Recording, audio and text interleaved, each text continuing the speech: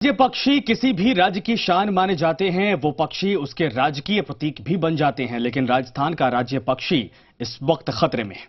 जी हां, राज्य पक्षी गोडावण की तादाद के आंकड़े वाकई में डरावने वाले हैं। इस गोडावण को बचाने के लिए सरकार हर साल करोड़ों रुपए खर्च करती है। इसके बावजूद संरक्षण के लिए तमाम योजनाएं बनाने के बाद भी इनकी संख्या लगातार घटती जा रही, जिसके चलते सरकारी व्यवस्थाओं पर सवाल खड़े होते हैं।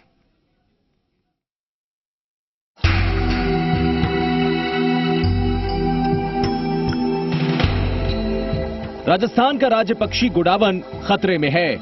गोडावण के जो आंकड़े सामने आए हैं वो बताने के लिए काफी हैं कि सूबे का वन्य जीव विभाग राज्य पक्षी को लेकर कितना गंभीर है।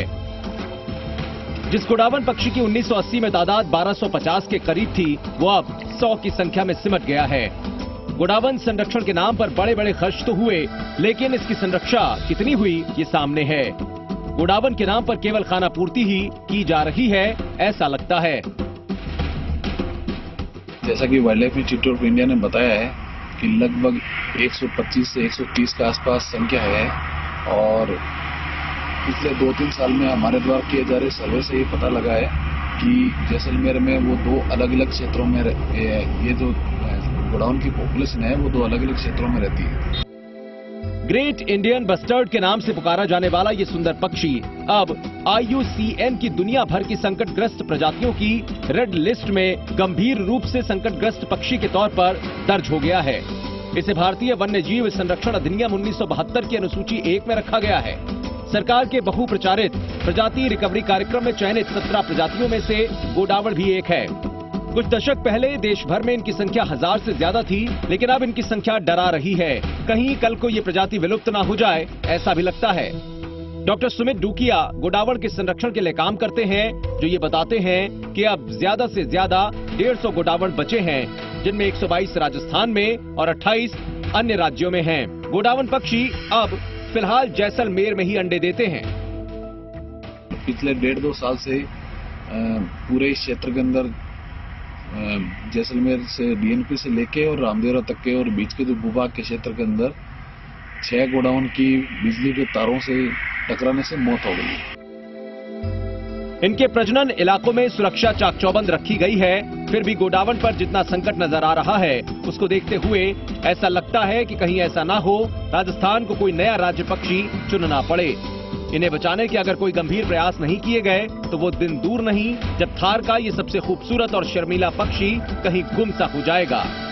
वन्यजीव प्रेमियों को अब चिंता सताने लगी है। यहाँ पर हाईटेंशन वायर व आवारा कुत्तों के हमले से इनकी संख्या घटती जा रही है। समय रहते सरकार ने उचित कदम नहीं उठाए तो ये हमारा राज्य पक्षी गोडावण को हम जल्द ही खो देंगे।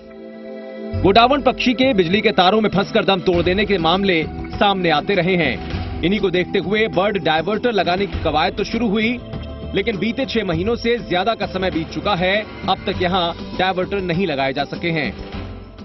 जो हाई टेंशन वायर है वहां पे रिफ्लेक्टर्स लगाए जाएं।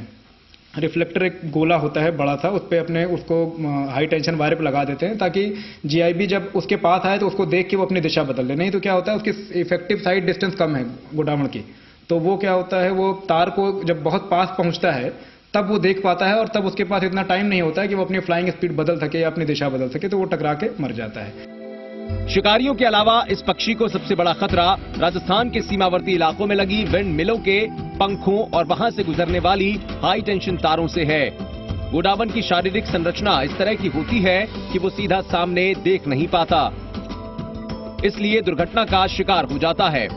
अब देखना होगा कि गोडावण को बचाने और इनकी संख्या बढ़ाने के लिए किस तरह के कदम उठाए जाते हैं। मनीष रामदेव, जी मीडिया, जैसलमेर।